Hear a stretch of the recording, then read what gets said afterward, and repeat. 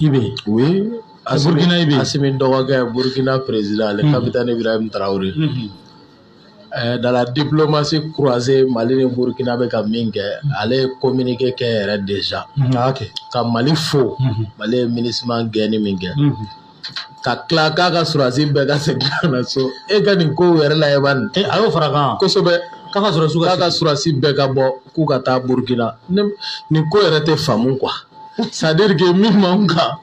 o kɛlen bɛ Burkina kan Burkina surasiw fɛnɛ bɛ yan tugun ko k'anw ta ban ko c'est-à-dire a ɲɔgɔn yɛlɛko tɛ diɲɛ kɔnɔ n'i y'a lajɛ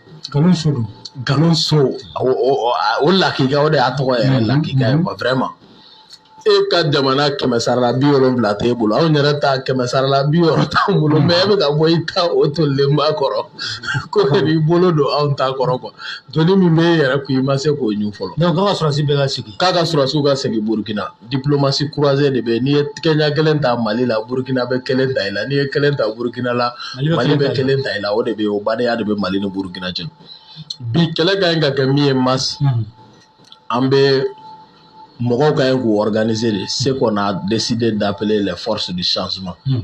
On doit s'organiser. L'appareil d'État, la véritable prise de pouvoir après le référendum, après que MINUSMA gagne, ni gagne baw parce que MINUSMA est tana ne asimi minge. Awo ka daminɛ Barkhane na RFI ambassadeur ka ni y'a bɛɛ jate ni y'a tana ne a ye min kɛ an bɛ se k'an da don a lisi la k'a ɲɛfɔ k'a bɛn tɛgɛ mɔ ni y'a tana de ye Assimi Goïta ye buguruja fiyɛ minnu kɔ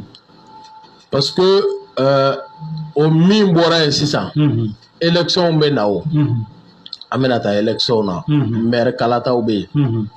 député kalataw bɛ yen jamanakuntigi kalataw yɛrɛ bɛ yen Mali den sɛbɛw ka sigi dɔrɔn an ye nin min kɛ ni jamanadenw k'u bɛ min fɛ ɲɛmɔgɔ minnu b'u jɔ u tɛ siran quoi c'est-à-dire jitɔw tɛ olu ka faso ka intérêt de la ni min bɛ kɛ sini o b'o kɛbagaw de ma quoi olu ka sira ye min ye dɔrɔn u faso ka kuma u faso ka bonya jamanadenw ka lafiya quoi olu ka wuli ka jɔ o de o de baara ka ɲi ka bila sen kan qu'on s'organise pour que parce que min bɛ sen na ni jugu dɛsɛra k'a jɔ i ɲɛkɔrɔ k'i kɛlɛ a bɛ don i cɛ ma n'a bɛ fɔ système d'infiltration bon an ɲɛ bɛ min na tubi ma datugu an yɛrɛ y'o fɔ mais dɔw tubiden dɔw ka don dɔrɔn foyi ma sarati fɔlɔ i ka tubi minɛ bali k'i bɛna alimamiya ta o farati ka bon fɛnɛ quoi mas bon baara minnu bɛ sen na tan n'an ma ko furan k'u jɛya ji bɛɛ n'a boli sira don a bɛ gɛlɛya dɛ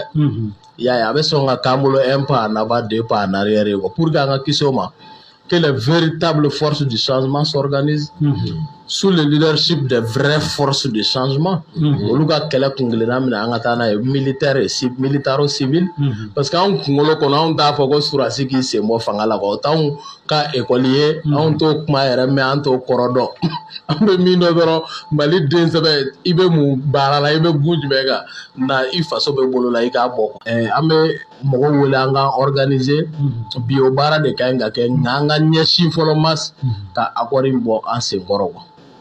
Nka MINUSMA talen o ye sisan élection bɛna kɛ malidenw mana mɔgɔ min sugandi o tigi bɛ sigi quoi kelen ni Mali ko k'a bɛ taa ka dugukolo fa min kan ni MINUSMA tɛ yan o ye o kɔrɔ de Mali bɛ wuli dɔrɔn ka taa yen ka taa ka baara kɛ quoi c'est la MINUSMA qui empêchait l'armée malienne d'évoluer o de ye tiɲɛ ye o de y'a kuma tiɲɛ yɛrɛ yɛrɛ ye donc bi n'o tɛ yen on s'organise à ce que intégrité territoire ka préserver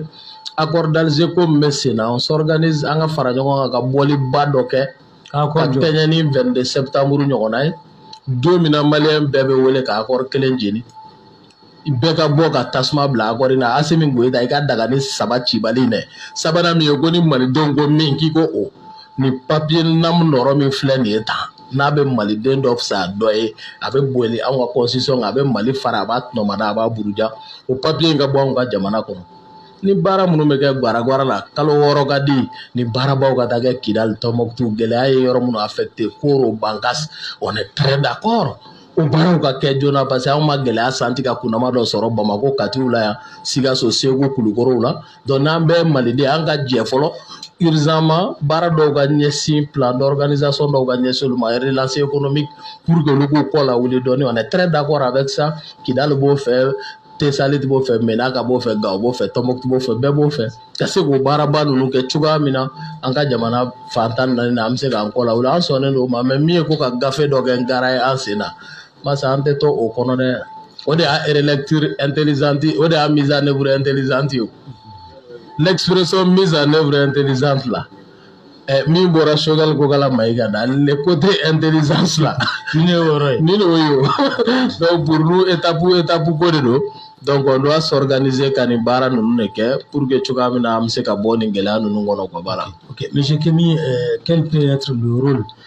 des amis du Mali, notamment la Chine, la Russie, du débat du 29 juin? Vous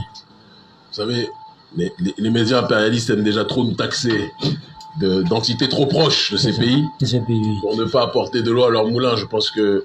ça sera à ces nations de décider